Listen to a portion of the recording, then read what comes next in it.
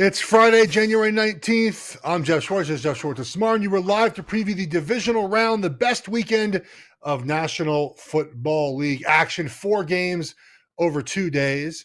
We'll be back on Fridays with Vaulted near the Super Bowl, so stay tuned for that. They've been a great partner for us. We'll have something big for you guys. Remember, $5,000 you can win. Day of the big game. We'll have that for you Super Bowl week. Matt, we had a fun format last week. We took 6 wagers. We gave ourselves a confidence of 1 to 6 on those, and I did better than you. But we'll do the same exact format this week. And for the 4 games, it's gambling, man. Maybe don't do parlays and teasers. Maybe not. I don't know.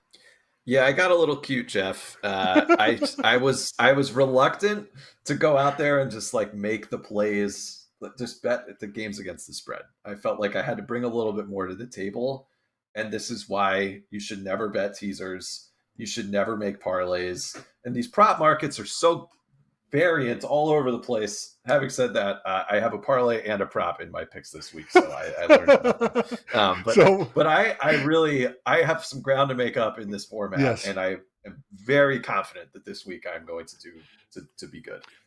You didn't take the Bills? Famous last Bills money line? You go straight money line, Matt? Hey, we're gonna have to wait till later in the show. I know what you're gonna be on.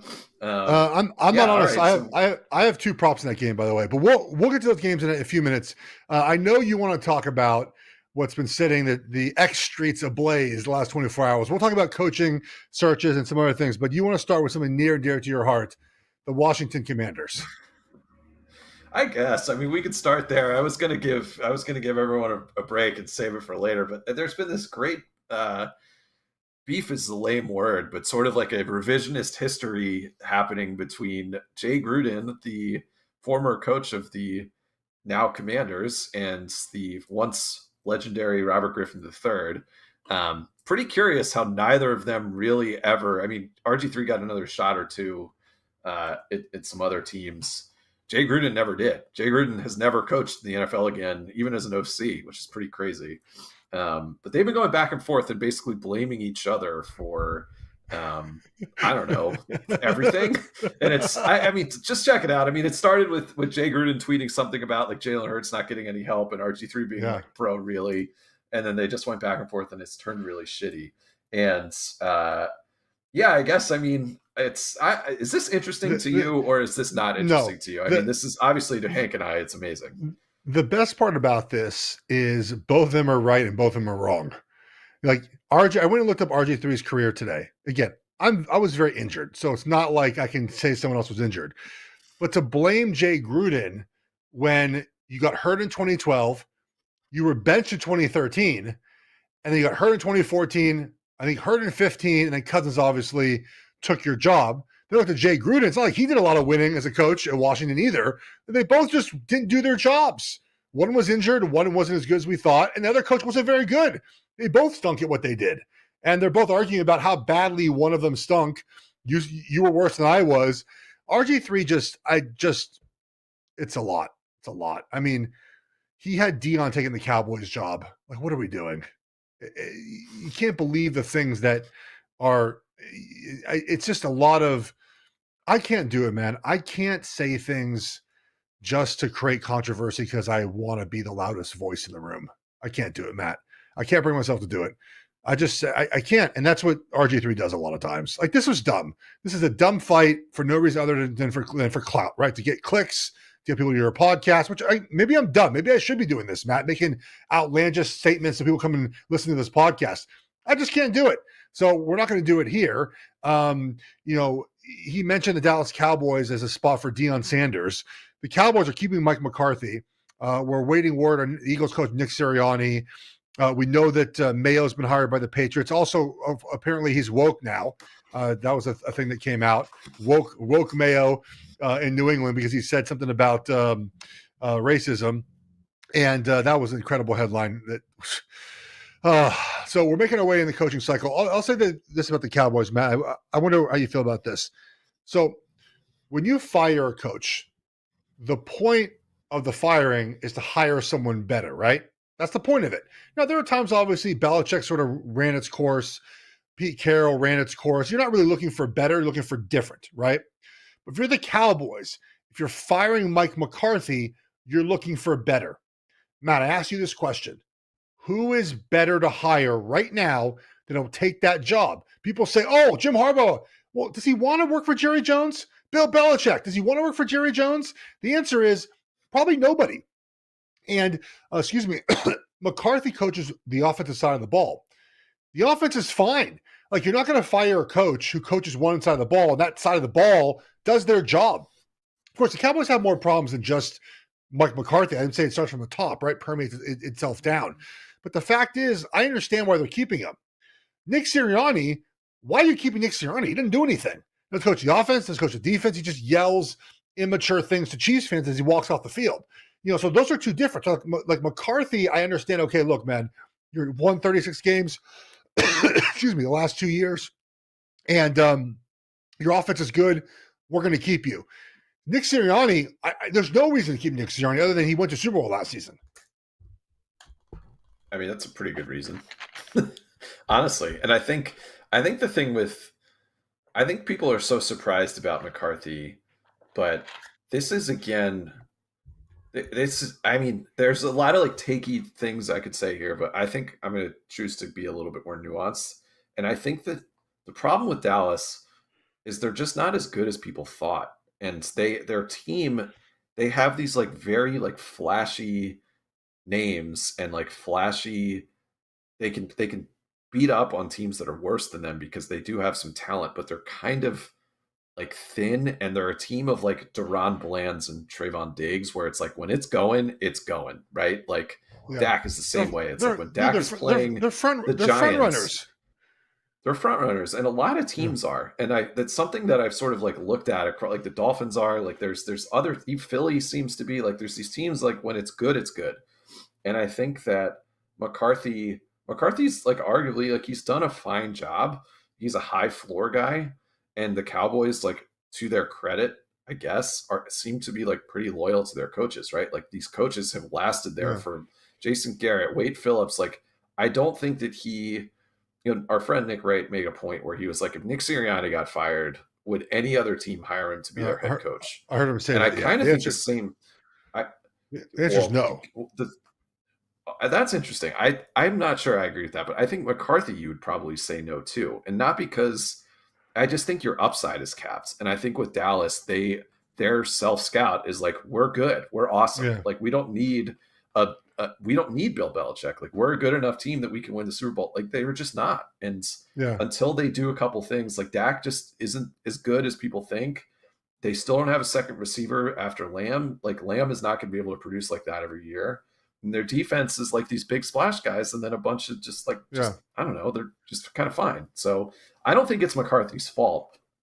I do think they could probably find better. And I don't know. I think I'm not as surprised that they kept him, but go ahead, finish up on McCarthy, and then I want to do Sirianni. Well, I'm saying, I mean, the pushback I have is that ultimately it is his fault because he's in charge of the team. So, like, it is his fault. The team sort of no-showing. That's his fault. Now, again, what are the reasons for that was worth exploring, right? Is that is Dak Prescott just not that guy? Look, Matt, we saw in the wild card round, for the most part, the more dynamic quarterback won the game, right? The one exception was Jared Goff beat Stafford, and that just might be the Lions, I think, are just better, right? But Jordan Love looked. We're saying Baker's better than Jalen Hurts? That's a different. There obviously are caveats to this, but he actually looked better. He looked better though, didn't he, than Jalen Hurts did? Now the Eagles are just. We'll talk about the Eagles in a second. I said for the most part, not all the time. But it's hard to look at Dak Prescott against Jordan Love and say that he was as dynamic as Jordan Love was in that game. Jordan Love had never played a playoff game before. This is a road playoff game, Matt. He looked amazing. You know who didn't look very good was Dak Prescott. You got to figure out, if you're the Cowboys, why your quarterback, who has been in this spot before, who is at home, did not look as good as the new up and coming quarterback for the team that was on the road. That is the thing you have to figure out. And maybe Mike McCarthy is the guy to figure that out. We don't know, but it might just be this is what Dak is, and you're not going to a Super Bowl with Dak Prescott as your quarterback.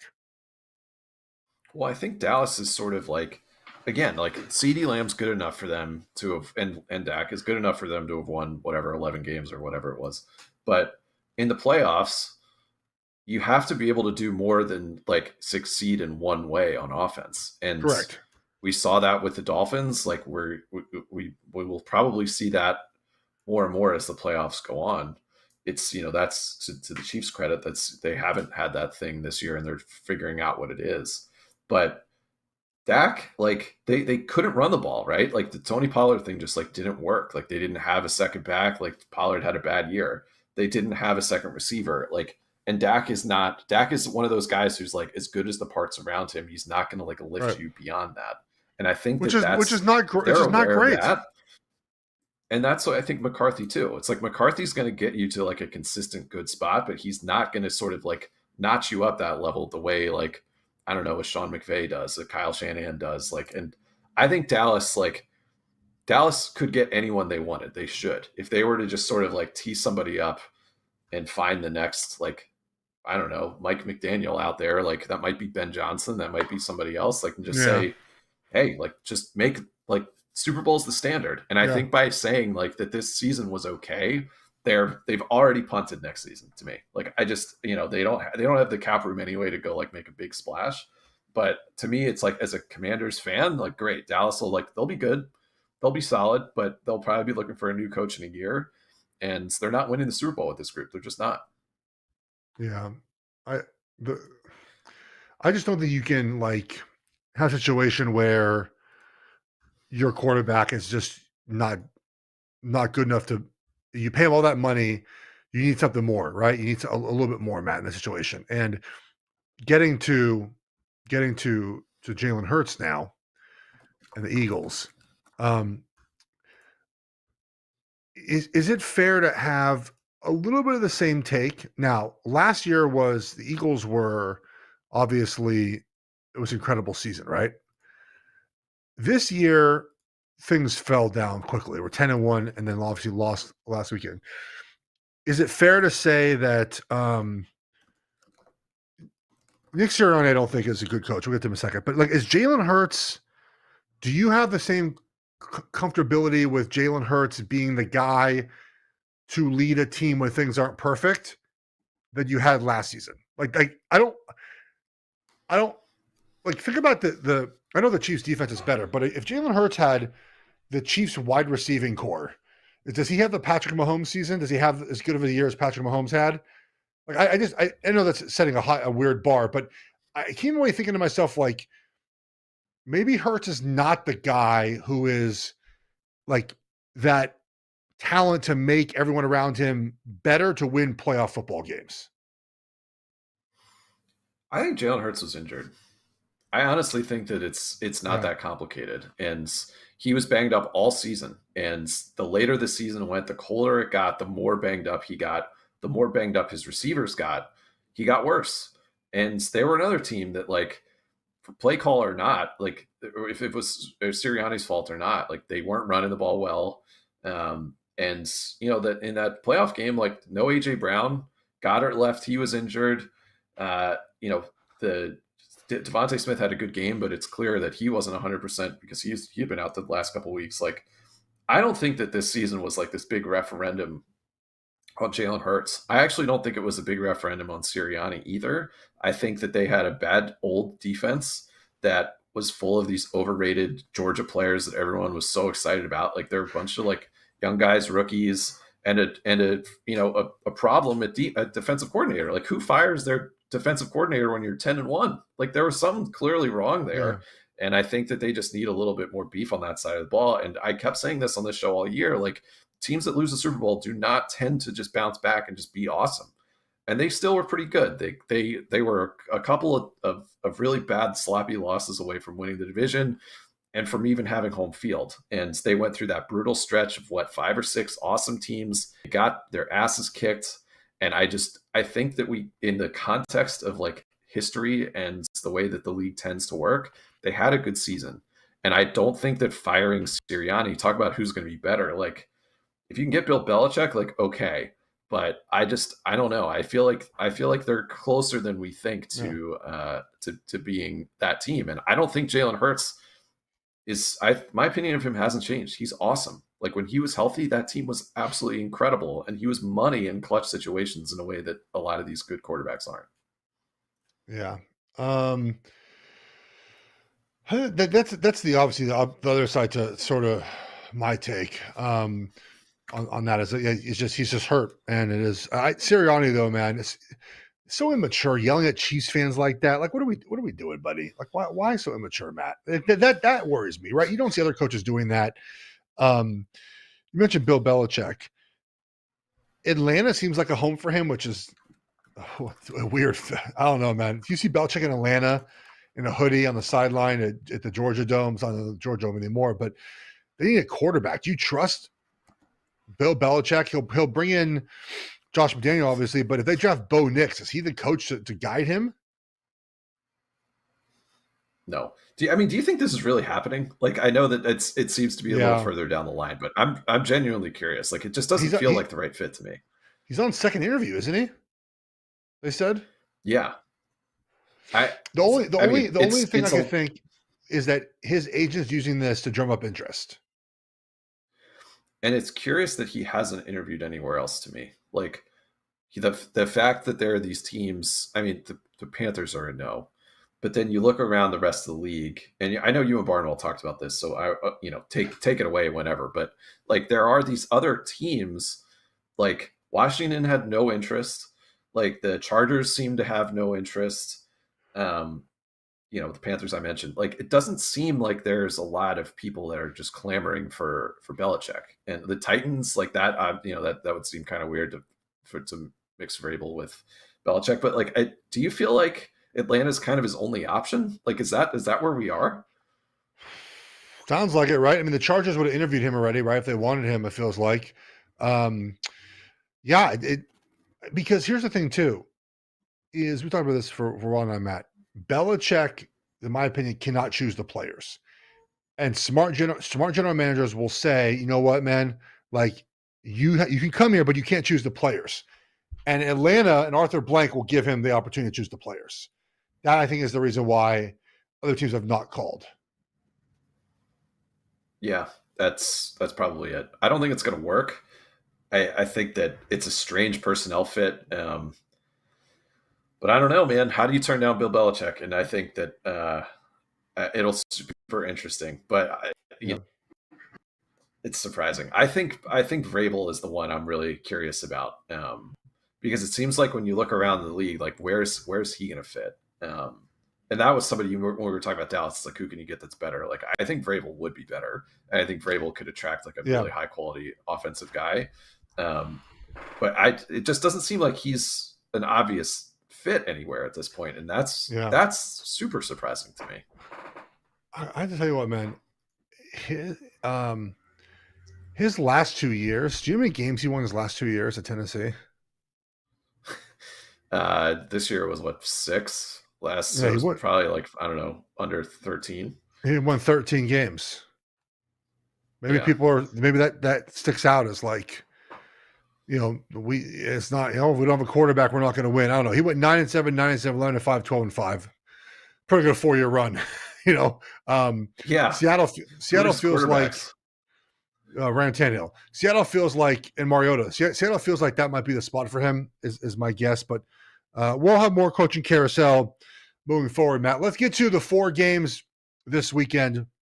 And as we did last week, we'll go over the games. We're going to give you the picks that we might consider. And the end of the show, we're going to rank the picks 6, 5, 4, 3, 2, 1 on a confidence scale. We give you 6 picks. It can be anything you want from these games. Just a reminder, last week I had 14 of 21 points.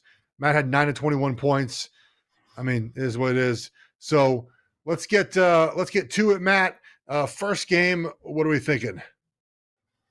Yeah, so let's go in order here. The first game, because the Texans have to be first, They're playing Baltimore. The Ravens are 9 or 9.5 point Yeah, favorites. This all week. I want to get the exact. It's 9.5 most plays now. yeah. Um, Man, this is such a tricky one for me. What do you think? All right. So, um, Lamar Jackson and the Ravens have to buck a lot of trends to cover this game, right, Matt? Lamar Jackson, and this is all credit to Action Network, by the way. Evan Abrams puts these together. They're fantastic. If you don't unpaid, go to Action Network. They don't pay me anymore, but Matt and I used to work there. They're great. Go look at their app. They have some great nuggets on this. Um, Lamar Jackson 1-8 against the spread at a 7.5 point favorite or more. What I believe it's 1-6 as like a 10 point favorite. I mean, it's just these numbers just aren't great for him. 1-3 against the spread in the playoffs. He's lost twice as a 10 point favorite in the playoffs, the most ever in NFL history. He just hasn't played as well in these games, Matt. Only 4 games, only 4 playoff games. Completes 10% less passes, less touchdowns, more interceptions, passer rating lower. He has not performed well in these games. Does that worry you wagering on this game? Yes and no. So there are a couple things that really, yes, you're right, and a lot of people, the sharps, all love the Texans for those reasons, right? Like, you always wanted back Baltimore as a small home favorite or as a dog, or but never in this spot where they're laying a lot of points. The thing with Houston is there is a substantial difference in talent between these two teams, and Houston, since they played Baltimore in week 1, since then they played 2 playoff teams. They played the Browns twice, once in the playoffs, obviously, and the Bucks, Yep. where they put up that crazy game. So they haven't seen a level of offense or defense really like this, since apart from the Browns. So this is a huge step up in competition. It's outside. Baltimore with extended rest, which again, like the trends say that they're not great with extended rest. Baltimore is going to come out absolutely firing. They're incredible. They're an incredible first half team. So potentially they're going to be, they're going to potentially be getting after Stroud in maybe some weather right away. I just think that Baltimore, I think it's, spoiler alert for the San Francisco game. Like, I think one of these big favorites is going to just absolutely open the game up and make it boring. There tends to be at least one. Last year there were 2 in the divisional rounds. The Eagles destroyed the Giants. That this game kind of has that feel to me of a team that's like, man, what a popular, trendy dog, like that made it this far. Like, can you believe that they're in this round? And then they play like, the best team in their conference and get their asses kicked. Like, I could see that happening. I have that for the Niners game. That's what I have. That's I mean, yeah, me too. But I could really see Baltimore just running, just absolutely running away with this. Yeah. There are not a lot of props I like in this game, buddy. It's hard to find them. I just, to me, the wager I'm leaning towards is the under 43.5 because of the wind and the weather. It's going to be windy. It's going to be cold. You have a dome team going outside in the Texans. You have a Baltimore team, as you mentioned, that typically starts fast and can sort of peter off afterwards. So I think I would actually lean under as my wager for the game for those reasons. I think maybe Texans plus 9.5 or the under 43.5. Yeah, those are smart plays. It just, by the way, Mark Andrews was just ruled out. A lot of people Correct. thought that he was going to play, but the line actually didn't move in the Ravens' favor. So yeah, I'm a little undecided on this one, but I think, we'll get to that. I'm gonna bet every side this week and throw in, I think, two other angles to fill out my 6. But okay, this is, I think, probably the hardest one for me to come to a decision on. But going to be a really good game, I hope, unless the Ravens just absolutely open it up and, as you said, buck the trends. The later game Saturday, starting at 8:30 Eastern, is Green Bay at San Francisco. It looks like we have the same read on this one. This line is also 9.5. Yeah. And go ahead. So I'll tell you right now, my 6-point wager of the week will be Niners over 30.5 points in this game, Matt. Um, the Packers defense is not good. We've talked about this at length. They played well early against the Cowboys, but the Cowboys have a very predictable offense at times. And guess what? They still ended up allowing over 30 points. I hit that Cowboys team total, which I didn't think I'd get to. Defensively, Packers are 23rd in average EPA allowed on pass, 23rd average EPA allowed per rush. They don't blitz a lot. They kind of just sit back in coverage. And that, to me, is not good against the 49ers. You've a rested 49ers team who is healthy. And we've seen throughout the season, Matt, when they're rested and healthy and the weather's good and everything's, man, they score a ton of points. So, and I also think the Packers might score with them for a little bit because the Niners run defense is not great. So to me, I have the Niners over 30.5. And I sort of like Aaron Jones possibly over 16.5 rushing attempts because the Niners defense, I think, is ranked 26th EPA against the rush. Not great against the rush. I'm going to pull that exact number up right now for you just to make sure I have the right number. So they're not, 26th. So they don't stop the run very well, Matt. The reason you get out of running the football is because you get behind, you try to catch up by passing the football. So that's where I'm looking at this game. Niners over 30.5 points, and maybe like an Aaron Jones over, I think that's 16.5 rushing attempts. I like point total as an angle. This Green Bay team, I think this is going to be a boat race. And that goes against the Kyle Shanahan trends in the past. Well, actually doesn't. 4-0 in the playoffs at home, straight up and against the spread. Yeah, and also this year, they lead the league in games won by more than 10 points. It's with 11. So this is not unfamiliar territory for them. And this is just like a classic, don't bet on the Packers after they absolutely dominated a really good matchup for them last week. Remember everyone wanted to take Dallas because everyone was so worried about Joe Barry's defense. And now everyone's like, I think they can hang with San Francisco. San Francisco, little bit different of a rushing attack. And that's, unfortunately for the Packers, that's their weak point. They're 28th in the league in rush defense. Christian McCaffrey is going to go bananas. And I think this is going to be one of those where, Jordan Love, when they were aggressive and they were able to start the game throwing and get a turnover or two and get Dallas on their heels, then I think Dallas was really caught by surprise.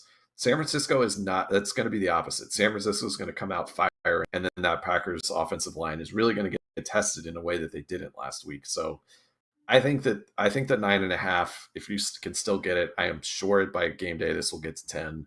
I think people are sort of. I just think that that's how this is going to play out. So yeah, give me the Niners spread here. I think the team total over makes a lot of sense. I think the total over, the actual game total, it's 50.5. I think this is going to be a super high scoring game, and the Packers aren't, even if they're down by 20 points at halftime, they're not going to give up, and they're, they'll be able to score, especially they have obviously a good offense. So I feel pretty confident that this is going to be a good weekend for San Francisco. I'm with you there. So we are in agreement with sort of how this game is going to go. I wonder if we're in agreement with how the next game is going to go. Yeah, this has been fun. A lot of different reads on this game. So the Bucks Lions game in Detroit, it's been 6.5 kind of all week. Yeah. And it touched 7 briefly. And today it seems like a lot of the money just started pouring in on the Lions. But a lot of the sharps earlier in the week were on the Bucks. So where do you stand here? So pretty interesting game because you have two quarterbacks that I just don't know if we trust them right in this moment. So I think I would take Bucks because to cover because the Lions pass defense, Matt, is atrocious. The Lions have allowed now 4 straight games where wide receivers have had 140 yards plus. 4 straight games. Justin Jefferson, 141. CeeDee Lamb, 227. Jefferson again, 192. Puka Nacua, 181. That's insane, man. Yeah. That's crazy. Their pass defense is 28th in EPA. They're not very good on defense. I like Mike Evans. Oh, it's at 72.5 now, his receiving number. I got it at 68.5 earlier this week, so I got a good number, but I got to play what I can play now. It's also worth noting on the other side that the Buccaneers have allowed the second most yards to slot receivers in the National Football League. Guess who has the most yards in the slot? Excuse me, the third most yards. Amon-Ra St. Brown. To me, this is an up Our guy. tempo. Oh, I think this is over game, man. Like I took Amon-Ra St. Brown over 7.5 receptions. I took the Mike Evans number. I will give you the Mike Evans number I see today, which is 72.5. But this feels like a high scoring track meet. And if that is the case, I do like the Bucs to cover this game. Yeah. I have the same read. The Lions were outgained by the Rams last week in their building. And, the Bucs offense, like the Bucs, it's a pretty simple formula on offense. Just sling it, man. Like it seems like they've really they looked awesome last week. I know the Eagles were bad.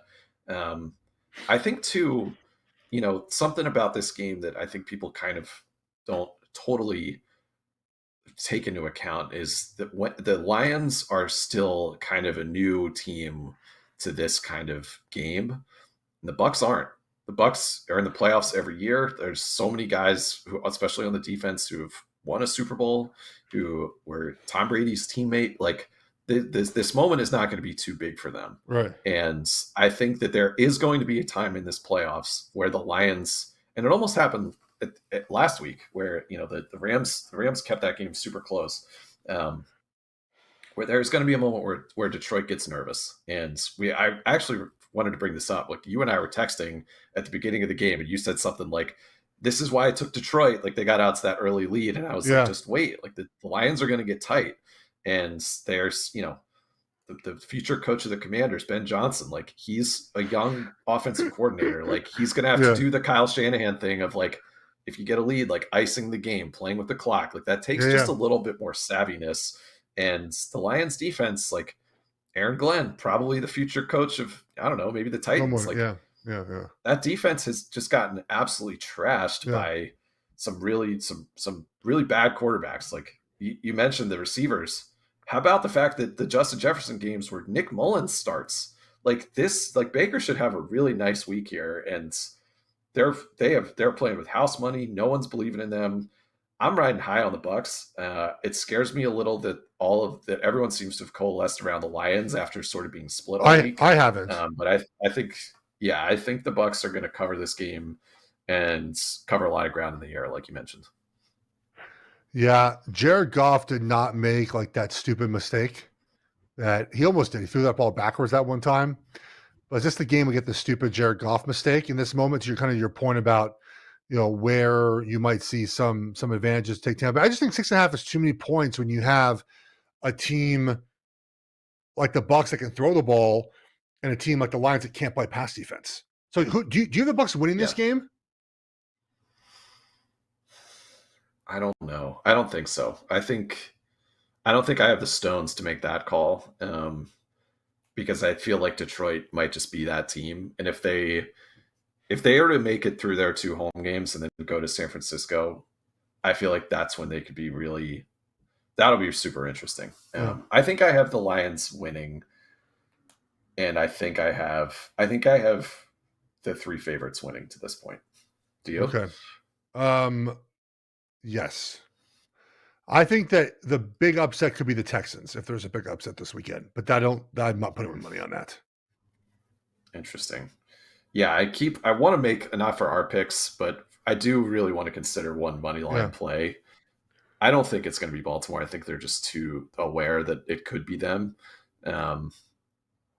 But there is one other game coming up where I have a feeling you're probably going to like the team that is not the favorites. That would be the Kansas City Chiefs, who, Geoff, I see a 3 out there. The Bills are laying 3 points to the Kansas City Chiefs. Mahomes has to go on the road. I think that's the first time he's going to have to do that at this level of the playoffs. This is Buffalo's probably biggest game since Jim Kelly was there, I think. I think this is a huge, huge spot for them. And everybody likes Buffalo. What could go wrong, Geoff? So you know where I will be Sunday night. Have you heard, Matt? I will I have be at not. this. I will be at this game in Buffalo. Wow. Wow. Yeah.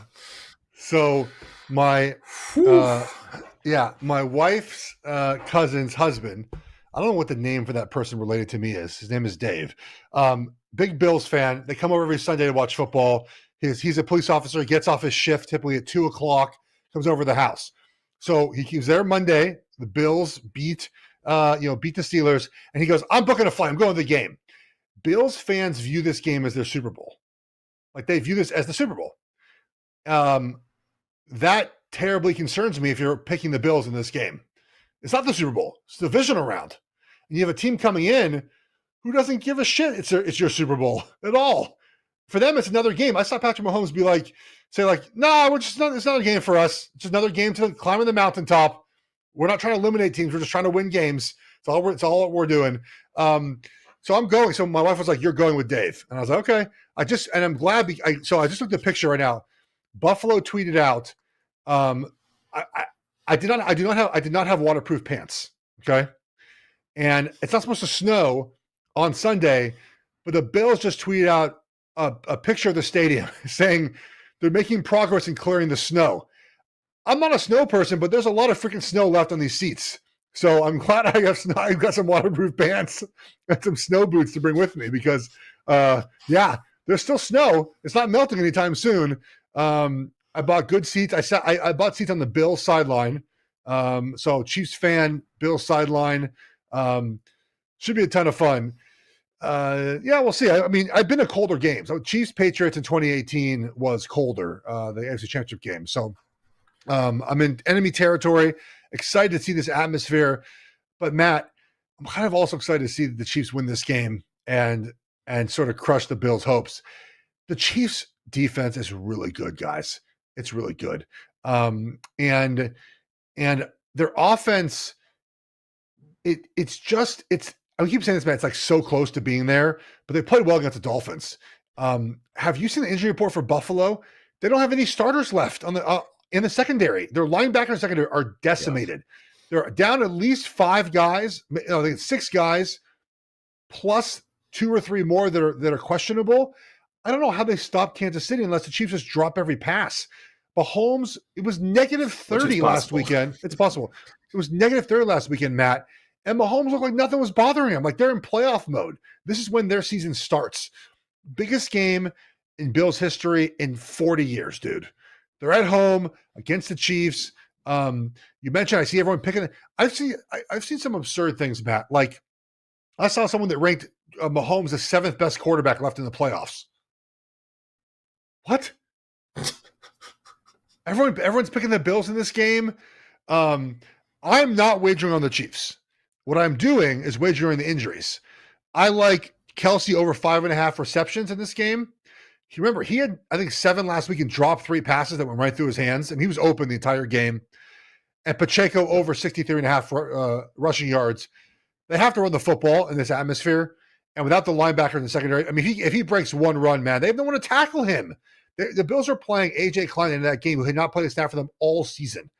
So I like the Chiefs to win, but I'm going to take those two wagers. How do you like this game? Yeah. I think I I don't have like a really like smart take on this other than it just feels like the Bills are riding way too high, and we do this every year with them where it's like, watch out, Buffalo. And you look at their last couple games and it's like, yes, they beat Kansas City. It was a crazy game that obviously the refs had a pretty big impact on that one. They blew out Dallas, which matters way less. Yeah, they barely beat the Chargers and the Patriots and the Dolphins. And then, they smoked Mason Rudolph at home in the playoffs. Like that's what they do. They beat up on bad quarterbacks. And by the way, like that game could have gone a lot of different ways. There's a ton of turnover luck. So congrats to Buffalo. I just like the case you make for Buffalo is basically just that the Kansas City offense won't get it together. That's a hard thing to bet on. You mentioned last week, like I expected the Eagles to be a team that was able to just turn it on in the playoffs because they have the infrastructure, they had the quarterback, that they would just be able to overcome a team like Tampa. The Chiefs actually are that team, right? Like the Chiefs actually seem to fix something. Rasheed Rice, I bet on his under as one of as my number 5 pick Yeah. last week, a big bet, and he blew through that like in the first quarter. Like he looked amazing, and Kelsey, yeah, something's clearly not right with Kelsey, but it's like I'm just going to assume that he's probably going to get it together in this one. And so I just, especially with the 3 that I'm seeing right now, you have Yeah. to squeeze on Kansas City, Yeah. getting 3 points. Even if they end up losing this game, it's going to, it's going to be a weird Yeah. game. Something crazy is going to happen. And how about this as a play, Geoff? How about for plus 1,000, this game goes to overtime? And this is the I first saw that. overtime game where the Josh Allen rule Yeah. of the 13 seconds he gets a chance to respond, that actually happens in this. I feel like there's a chance. It just feels like that could be a thing. So if you want to have a little fun and put $1 on that, that could be a nice way to So, end your weekend. so what's funny is my sports book, I have to use an offshore. We talked about this at times. It's still 2.5. And when you go to alternate lines, it skips the 3. It won't let you take 3. Um, Yeah. it's weird, right? It won't let you do 3. It lets you do Chiefs by 3.5 or Chiefs getting 3.5. It won't let you do by 3. I think it might go to 3 at some point. I'm with you a lot. I mean, it has to be a Josh Allen is a freak show game, right? Which he can certainly do. Remember, they Yep. should have lost Let's this see game it, earlier in the man. season. Let's see it. If Kadarius Toney Yep. was on sides, they lose that game. And Yeah. also worth Josh Allen pointing was out. not good in that game. Also worth pointing out. In the 6 for the 6 winning teams last weekend, do you know how many turnovers were committed by the 6 winning teams last weekend? This will actually shock you, this number. No. 1 turnover, and it was Clyde Edwards-Helaire fumble like a minute left in the game. So we're due for some turnovers this weekend. We're due some and it feels like Josh Allen YOLOing is certainly gonna be turnover worthy. All right, Matt. I have written down what I think I'm doing for my wagers. What have you written down your wagers? So let's go from 6. Remember how we're doing this. We have a group of wagers. We're going to give confidence 6, 5, 4, 3, 2, 1, add it up at the end. My 6th play, my number 1 play, Niners over 30.5 points. What is your number 1 play for this weekend? My number 1 play, I'm going to change what I had planned. My number 1 play is going to be Baker Mayfield over 259.5 yards. I like that Detroit. one.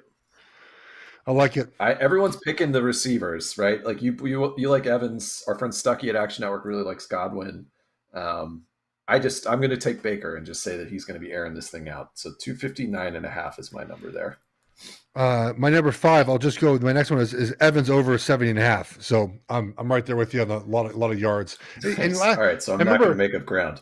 Last weekend, you remember he would have had that if he just dropped that pass. I don't see him dropping a pass like that against the Lions. Yeah, fair enough. I'll take San Francisco laying the points 9.5 as my number 5. I feel very comfortable in that being.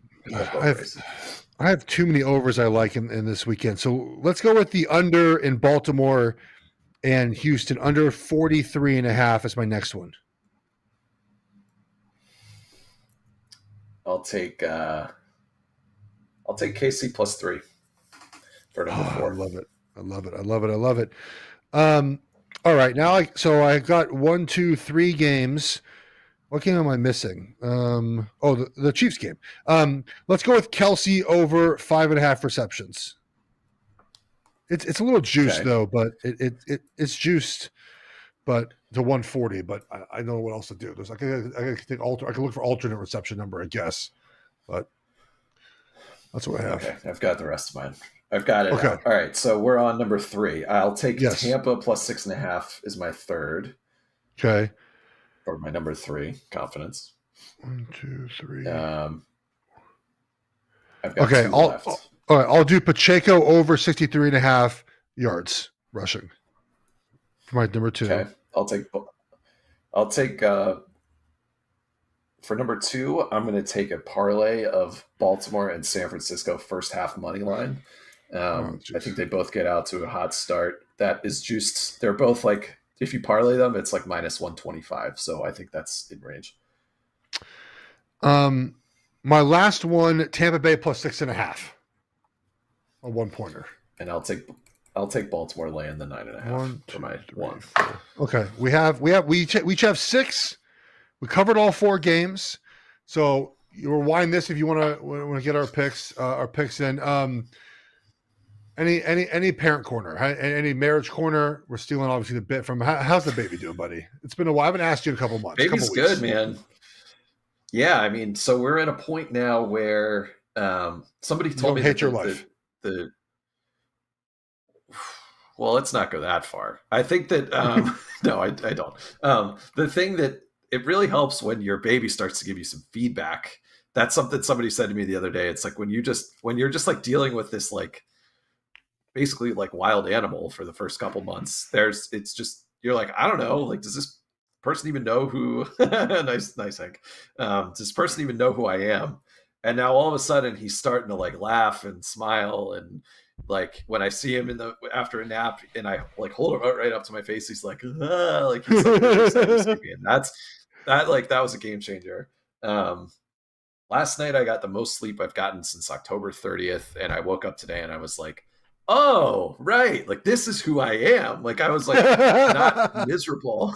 Like I got like an actual like 7-hour chunk of sleep and I felt so like normal, and that was amazing. So, yeah, this sleep thing, it's like once we can cross that, we're going to be in a different spot, but yeah, I mean, it's as hard as people say. I definitely feel like I really just have a lot of respect for every parent for forever, and we haven't had like a really tough time. Like we've been blessed with like a really healthy child, and like no like major bad things to happen in life. But yeah, it's been good, man. How's being a dog dad?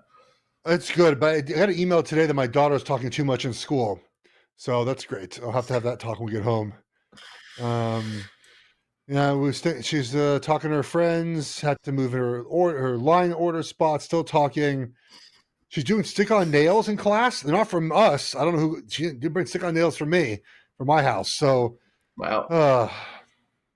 she has my talkative gene. She's very chatty. She won the Chatterbox Award one year in kindergarten, I think. The dog is fine. So we need a crate for him when we're out of the house. He's a Okay. maniac. Our first crate we got was like a nice little furniture crate, like it looked good, and he just ripped a bar off of it. Like third night he's there, and so we Yep. ordered this crate, Impact Crate. It's from the company Impact Crates. It's a lot of money, but every review is like, this is a perfect crate for a dog with a little bit of anxiety in his crate. He can't eat anything, can't chew anything in there. It comes Wednesday. We need it to come like fast. I walked him this morning. I ran him this morning with a ball outside. I had to go out for an hour and a half, come back, and he's just like, he broke a remote. What's funny, Matt, is at night, he does none of this stuff. At night, he just sleeps. Hmm. Like, he's free roams our house, sleeps the entire night, doesn't make a peep, doesn't grab anything, except when we leave the house during the day, he acts like a maniac. And so the crate cannot come here soon enough. So it is what he's a big boy, man. He can jump on tables and countertops. You got to hide everything from him. What do you think about like dog ownership versus like the first couple days of getting a dog versus the first few days of bringing home a baby? What do you think's harder? Well, I mean, this is going to sound crude, It's sort of you really like can't kill the dog. The baby, things can go bad fast. You know what I mean? Like higher it's a floor and different. ceiling. Yeah. Like you're not going to kill the dog if he just pisses on the floor. You mean, but like the baby's a little different. Well, you like, might. you know what I mean? Like the dog. Talk about feedback. Like you get the feedback from the dog. You know what I mean? Like you can leave the dog alone for 10 hours. Yeah, it might shit in the crate. It's not going to die. You the baby alone, Matt. It's like that's a difference, right? Like this is the difference. Like fragile human that can't do anything by himself. And a dog that's a puppy but can eat by himself, go to the bathroom by himself. play by himself. Obviously, I I just I always find it funny when people call themselves like a dog mom, or it's like, no, that's not a thing. When you have a Yeah. kid, you'll realize it's not an actual thing. Yeah, no, you're right. But I do think when you get a dog though, like they can do more stuff. Like when you have a baby, like the baby can't do anything, right? Like you can like the baby Yeah, like if you leave the baby in the crib, like granted you have to be up every 2 hours to feed the baby, but like and the dog doesn't need that much attention, but like the dog can do more stuff. Like the baby can't really harm sure. themselves. The dog can. Like the Well, dog can get outside and be running the streets and it's over. Like that could sure, happen. but then with the baby, though, like it can't be on its back too long. Like it's all these like dumb things, right? Like it's just like it, yeah. If it rolls over too early, that's bad too. It's just like things go bad so much quicker with a baby than with a dog. So it's a baby by far. There's no manual for the baby when it comes to your house. A dog, you sort of a general idea. It's got to go poop. It's got to pee. It's got to play a little bit. It's going to sleep. It has to eat and drink. With a baby, you got to do some of the same things, Matt. You go potty, but then I don't have to wipe my dog's ass. Okay, my kid, like you have a boy. When you have a girl, okay, so the boy, not to get a little crude, everyone. The boy parts keep everything sort of down when he goes to the potty. The girl, it's just everywhere. Like it's just, and you're just like, what the hell is that? So it's just different, man. Oh, the girl, buddy, buddy, it is, it's a natural disaster. The boy, every kind of sort of stays down there a little bit. So it's just different, man. It's just different. Oh my Uh, god. Yeah, it's a wild thing. The thing with dogs is like the personality you get from day one. Like day one is like the hardest thing of getting a dog, right? The first couple days where it's like they're adjusting, you're getting to know them. They just get easier and easier every day. yes, Like dogs, like it yes. never gets harder. They're never one day going to be like, well, now I can do this. And like every week with the baby, you're like, wait, that thing we did last week, now they hate that.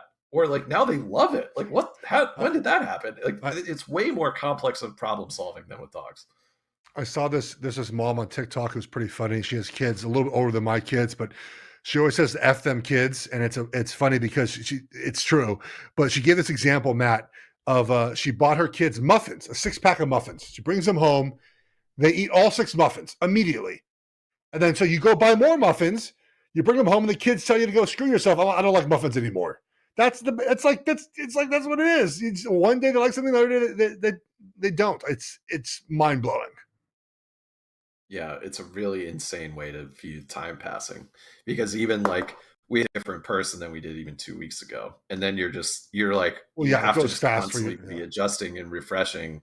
And that's very humbling because I think as people, we just see ourselves as like, well, I'm just the same all the time. Like I'm Matt, like you're Geoff. Since we met each other, like our personalities are pretty much the exact same. Like there's been a few different things in our lives, but we're kind of the same. But when you Yeah. really think about it, it's like we're moving through time, and so are they. And there's so much happening as Yeah. for babies. And obviously, every parent knows this, but it's something I didn't really understand until I was in this. Yeah. And it's rewarding though. My kids are coming home soon from the bus. They'll be so happy. They're still in that stage. I mean, they're 9 and 7. They're still happy to see me. So, all right, everyone, we did it. We got another podcast down. We're back next week. I got to figure out. I got to talk to Gabe because I'm flying back from Buffalo Monday. We got to figure out what we're doing Monday. Hopefully, I have a good story to tell. Good stories to tell. Yeah, I'm gonna try to find some tailgates, Matt. I don't even drink. I just want to watch football. Like there's a football game on beforehand and stay warm and eat some good food. So one odd thing, I'll tell you one thing before we get out of here. So the Bills don't open the parking lots until 4 hours before the game.